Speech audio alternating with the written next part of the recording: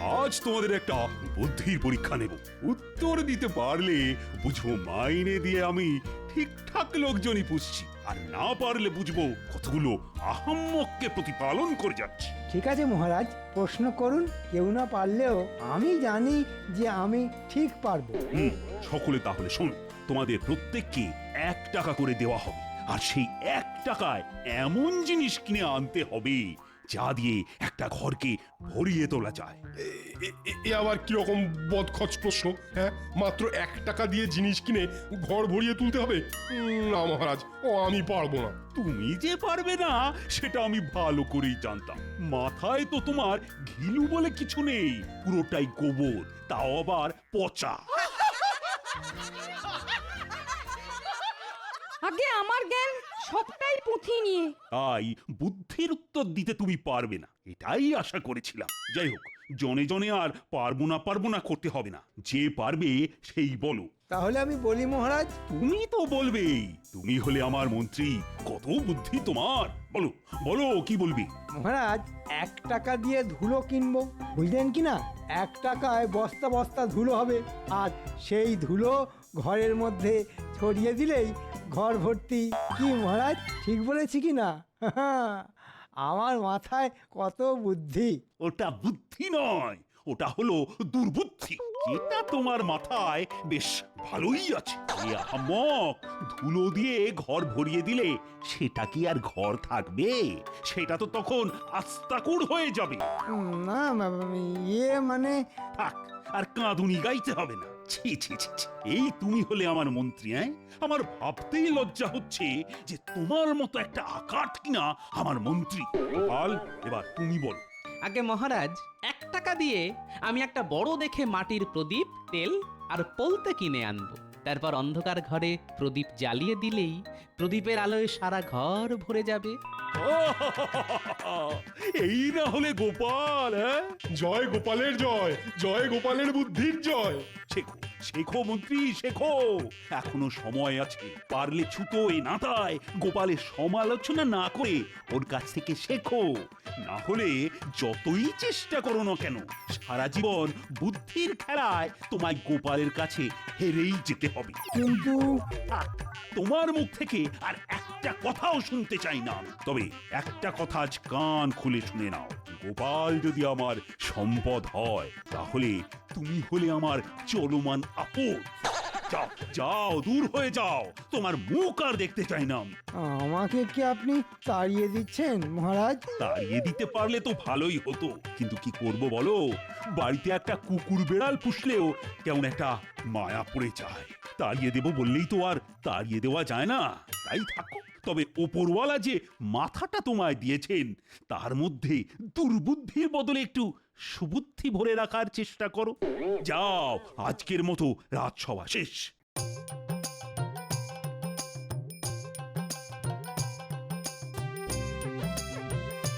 গোপাল গোপাল গোপাল, গোপাল যেন ভগবান, আর আমাকে কি না কুকুর বেড়ালের সাথে তুলনা করা। দূর দূর, জীবনে ঘেন্না ধরে গেল।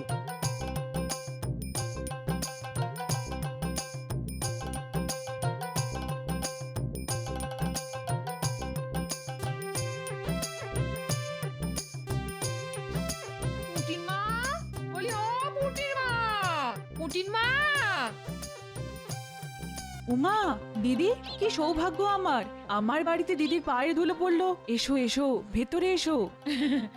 এই পথ দিয়ে যাচ্ছিলাম, ভাবলাম তোমার সাথে একটু গল্প করে যাই। খুব ভালো করেছো দিদি। এসো এসো, ঘরে এসো।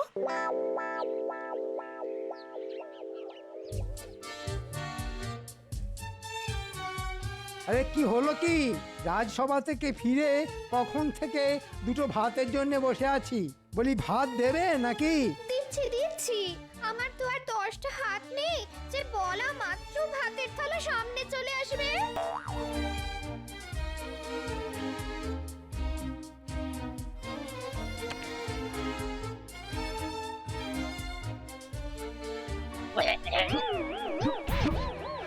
এটা কি হয়েছে? এটা কি ডাল না নুন ছাড়া ফ্যান? আর এটা কি তরকারি না গরুর জাবনা? অমন করে চেঁচাচ্ছ কেন? না চেঁচাবে না, জঘন্য রান্নার জন্যে না চেঁচিয়ে তোমায় মাথায় তুলে নাচবে। কেউ বলেনি আমার মাথায় তুলে নাচতে। দেখো, মুখে মুখে তর্ক করো না, আমার মন মেজাজ কিন্তু ভালো নেই। বুঝতে পেরেছি, নিশ্চয়ই মহারাজের কাছে ধ্যাতানি খেয়ে এসেছো আর রান্নার ছুতোয় ঝাল ঝাড়ছো আমার উপর। তবে একটা কথা আজ পরিষ্কার করে বলে দিচ্ছি, কারণে অকারণে আমার উপর মেজাজ দেখালে আমিও কিন্তু ছেড়ে কথা বলবো না, বলে দিচ্ছি। কি করবে? তুমি কি করবে? কি করব? বেশি তেজ দেখালে না জম্মের মতো বাপের বাড়িতে বসিয়ে দিয়ে আসবো।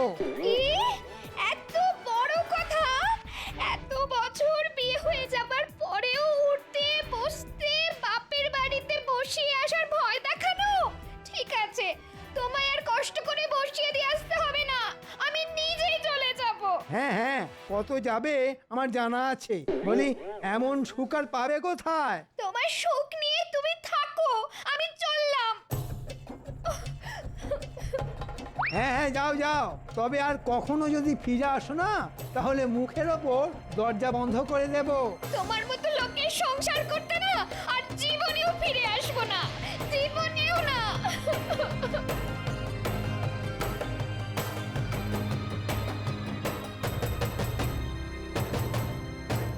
আর একটু বসলে হতো না দিদি? না রে ভাই, তোমার দাদার আবার রাজসভা থেকে ফিরে আসার সময় হলো, জানোই তো ওকে। ফিরে এসে আমায় দেখতে না পেলে আবার হই চই বাঁধিয়ে দেবে গো। তাহলে কথা দিয়ে যাও আরেকদিন আসবে।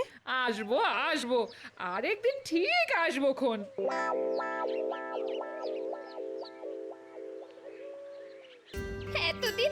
এতদিন সংসার করার এই পুরস্কার, একটু স্নেহ ভালোবাসা তো নেই, উল্টে উঠতে বসতে দাঁত খিঁচুনি আর গঞ্জনা। দূর দূর দূর, জীবনটা কয়লা হয়ে গেল। আরে মন্ত্রী মশাইয়ের বউ না? কি ব্যাপার দিদি, এই রোদের মধ্যে কোথায় যাচ্ছ? হ্যাঁ, ঠিক আছে, না বলতে চাইলে বলো না। না না, বলবো না কেন, আমি বাপের বাড়ি যাচ্ছি। বাপের বাড়ি যাচ্ছ? ও মা, সে তো খুব ভালো কথা গো। তা পায়ে হেঁটে কেন? গরুর গাড়ি কিংবা পালকি কই? আমার এই যাওয়াটা আনন্দের যাওয়া নয় গো গোপালবু, ভাবতে পারো আমি চিরকালের মতো চলে যাচ্ছি। উমা, সে কি অলক্ষণে কথা? কেন? দিন রাত শুধু খিটখিট আর গঞ্জনা, আর সহ্য করতে না পেরে তুমি তুমি আবার এসব কথা কাউকে বলো না যেন। না না, কাক পক্ষীতেও জানতে পারবে না।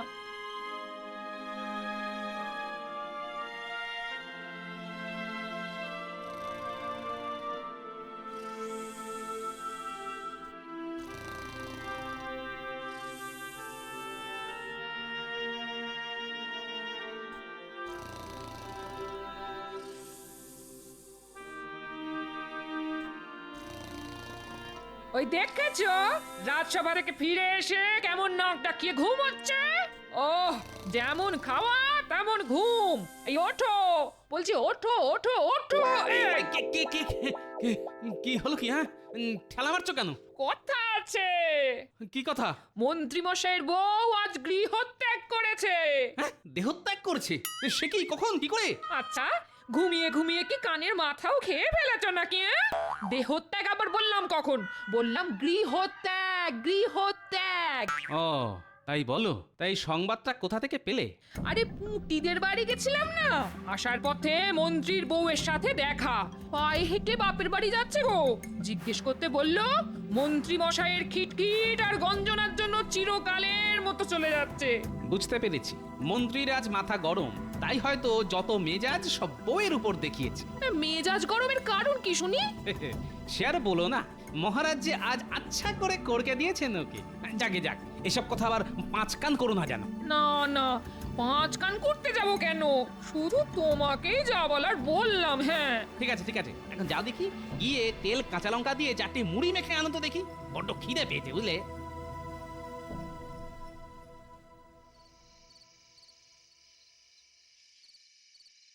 ওহ, খিদের চোটে পেটের মধ্যে নাড়ি ভুঁড়ি অবধি হজম হয়ে গেল মনে হচ্ছে। সেই কখন ভাত চাপিয়ে এসেছি, যাই দেখি ফুটলো কিনা। মন্ত্রী মশাই, মন্ত্রী মশাই। গেল গেল গেল রে, সব পুড়ে গেল। কি পুড়ে গেল রে ঘটা? গিয়ে দেখলেই তো হয়। কি পুড়ে গেল মন্ত্রী মশাই? ভাত। তা আপনি হঠাৎ ভাত রাঁধতে গেলেন কেন? গিন্নিমা কোথায়? বাপের বাড়ি। কবে ফিরবেন? মনে হয় আর ফিরবে না, কারণ তেজ দেখিয়ে চলে গেছে। তবে আমিও আর যেচে ওকে ফিরিয়ে আনতে যাব না, তাতে যা হবার তা হবে। কিন্তু তাহলে আপনার রান্না বান্না করে দেবে কে? সেটাই একটা বড় সমস্যা। আমি যে ঘর কন্যার কাজ কিছুই জানি না। ভাতগুলো কিভাবে পুড়ে গেছে দেখ। তাহলে কি খাবেন? ওই মুড়ি টুড়ি চিবিয়ে থাকতে হবে।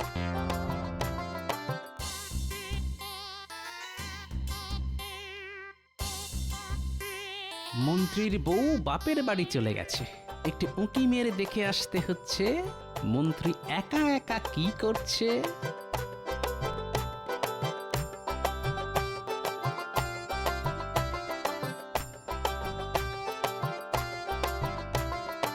আমি বলি কি, গিন্নিমা যদি সত্যি সত্যি ফিরে না আসেন তাহলে আপনি একটা বিয়ে করে ফেলুন।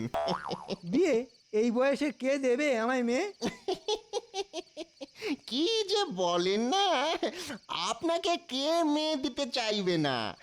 আরে আপনি হচ্ছেন মন্ত্রী, একবার হ্যাঁ বলেই দেখুন না, মেয়ের বাবারা সব আপনার দোরগোড়ায় হতে দিয়ে পড়ে থাকবে।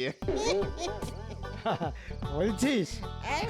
বলছি মানে একেবারে কাজে করে দেখিয়ে দিতে পারি। তাহলে দেখ একটা মেয়ে, একবার যদি বিয়েটা করে ফেলতে পারি না, তাহলে আচ্ছা করে তোদের গিন্নিমার মুখে ঝামা ঘষে দেওয়া যাবে। ঠিক আছে ঠিক আছে, কোনো চিন্তা করবেন না, দু একদিনের মধ্যেই আপনাকে মেয়ে দেখাতে নিয়ে যাব। আরে দেখতে বেশি মানে সুন্দরী হবে তো? একেবারে ডানা কাটা পলি। আহা, তোরা কি ভালো রে, ওপরওয়ালা যেন ঠিক সময়ে তোদের পাঠিয়ে দিলেন। তাহলে এই সব যুক্তি হচ্ছে একটা বউ যেতে না যেতেই আরেকটা বিয়ে করার মতলব। ঠিক আছে মন্ত্রী, তোমার দ্বিতীয়বার বিয়ে আমি দেব।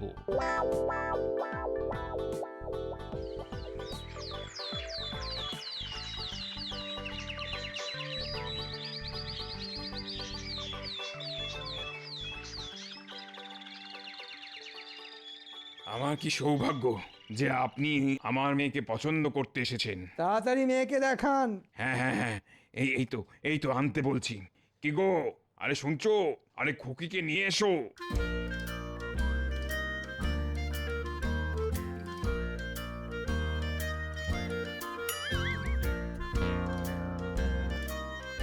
তা কেমন দেখলেন আমার মেয়েকে? দেখলাম আবার কোথায়? এমন মাথা হেঁট করে বসে থাকলে কি আর মুখ দেখা যায়? না না, এই তো মুখ তুলছে। মা, খুকি, আরে মুখটা একটু তোল মা। আরে আরে লজ্জার কি আছে? আজ বাদে কাল ইনিই তো তোর প্রতি দেবতা হবেন।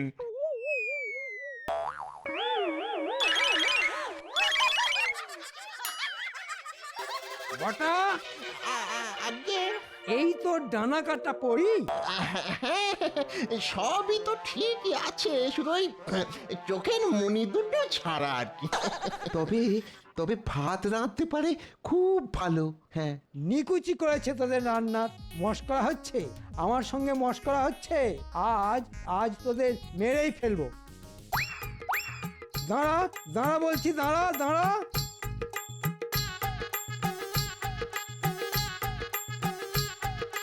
দাঁড়া দাঁড়া বলছি, দাঁড়া দাঁড়া।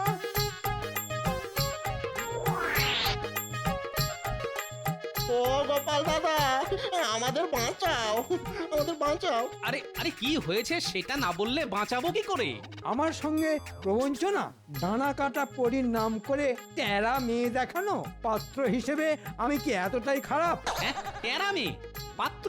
কি হয়েছে মন্ত্রী মশাই, কারো বিয়ে নাকি? সেটা তোমার না জানলেও চলবে। ঠিক আছে, পরে বুঝে নেব তোদের।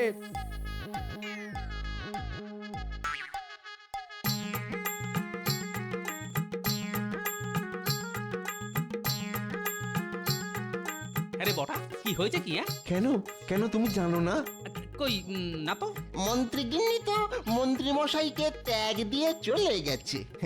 রান্না বান্নার কেউ নেই দেখে আমরা একটা সম্বন্ধ করেছিলাম। তা মেয়ের সবই ভালো, শুধু একটু টেরা। এই যা, এই তাতেই মন্ত্রী মশাই আমাদের ওই মারতে তাড়া করলেন, বলো দেখি। ও বুঝতে পেরেছি ঠিক আছে তোরা যা তবে বেশ কিছুদিন আর মন্ত্রী মশাইয়ের ধারে কাছে যাস না যা রেগে আছে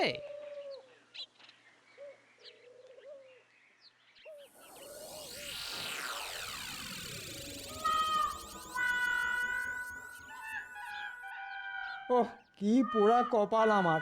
আমি এ রাজ্যের মন্ত্রী, ঘরে সোনাদানা টাকা পয়সা কোনোটারই অভাব নেই, তবুও ভিখিরির মতো মুড়ি চিবোতে হচ্ছে। মন্ত্রী মশাই ও মন্ত্রী মশাই উফ, ঠিক এই সময় টেকোটা আবার এলো কেন? ভেতরে এসো। এগুলো দিতে এলাম মানে আমার গিন্নি আপনার জন্য এগুলো পাঠিয়েছে কি আছে ওতে? ওই সামান্য কিছু খাবার দাবার ভাত মাছের মাথা দিয়ে ডাল রুই মাছের কালিয়া পুঁটি মাছের টক আমার জন্যে? কই দেখি দেখি। উই বাবা, কত খাবার!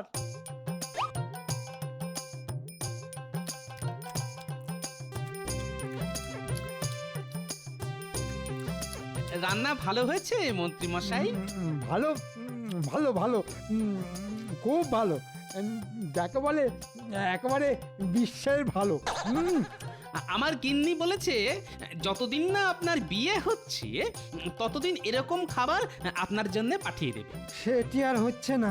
ভালো খাবার মুখে যেতেই মন্ত্রীর মনের দরজা মনে হচ্ছে খুলে যাচ্ছে কেন হচ্ছে না পাত্র হিসেবে আপনি কম কিসের আসলে আমার বয়স এই তো বটা ঘটা পাত্রী দেখাতে নিয়ে গিয়েছিল, ওরে বাবা কি বলবো, সে কি টেরা!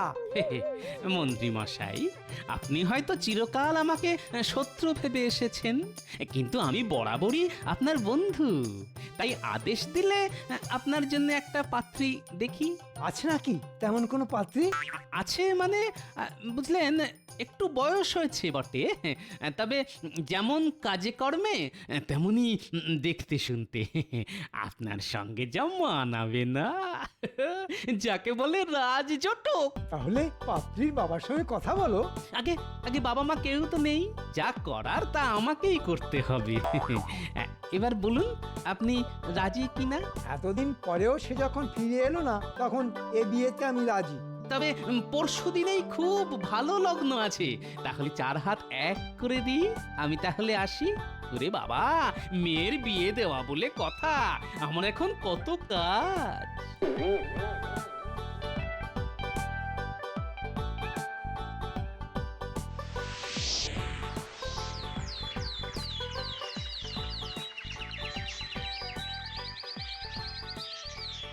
কি বলছো কি গোপাল? আগামীকাল মন্ত্রীর দ্বিতীয়বার বিয়ে, আর এই বিয়ের ঘটক হলে কিনা তুমি? শুধু ঘটকই নই মহারাজ, সেই সাথে কন্যাপক্ষ বটে, আর বিয়েটাও হচ্ছে আমার বাড়িতে। না না গোপাল না, এ তুমি মোটেই ভালো কাজ করনি। কোথায় বুদ্ধি খাটিয়ে মন্ত্রী আর মন্ত্রীর বউয়ের মধ্যে মিলমিশ করিয়ে দেবে, তা না করে ওদের সম্পর্কটা চিরকালের মতো ভেঙে দিলে। এখন সেই মেয়েটার কি হবে সেটা একবার ভেবে দেখেছো?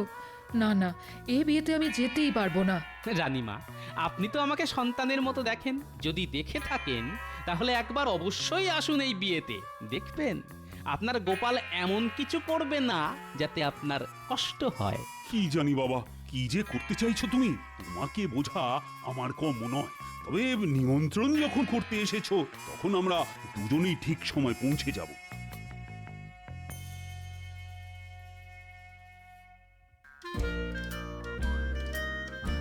আর তো সময় নেই, এবার কন্যাকে আনা হোক। শুভ দৃষ্টির সময় সমাগত। হ্যাঁ হ্যাঁ হ্যাঁ, এই তো আনছি, শুধু মহারাজ এসে গেলেই। হ্যাঁ, আমরা এসে গেছি গোপাল। তাহলে শুরু হোক শুভ দৃষ্টি। পাত্রীকে নিয়ে এসো। চলুন মন্ত্রী মশাই, শুভ দৃষ্টি করবেন, চলুন। দেখবেন পাত্রীকে দেখলেই একেবারে গলে যাবেন।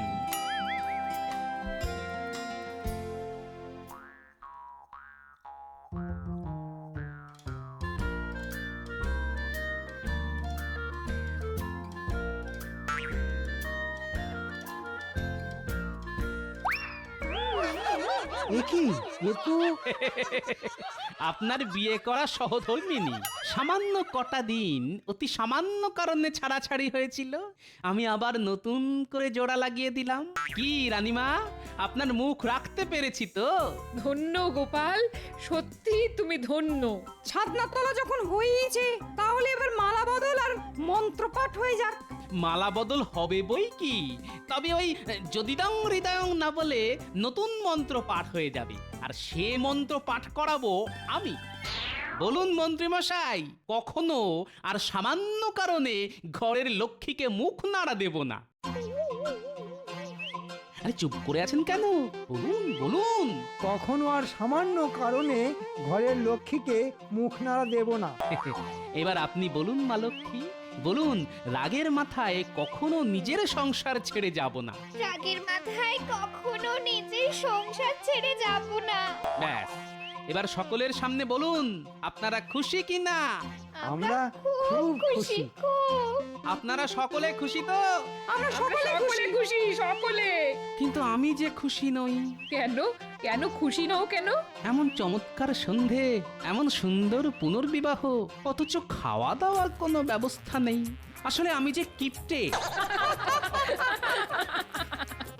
থুড়ি থুড়ি থুড়ি, ভুল বলে ফেলেছি। আসলে আমি না খুব গরিব। তোমার কোনো দুঃখই আজ আর রাখবো না আমি। ভোলা ময়নাকে খবর দাও, সকলের পেট পুরে মিষ্টিমুখ করার ব্যবস্থা করো। এই না হলে মহারাজ, আর একেই বুঝি বলে মধুরেন সমাপয়েত।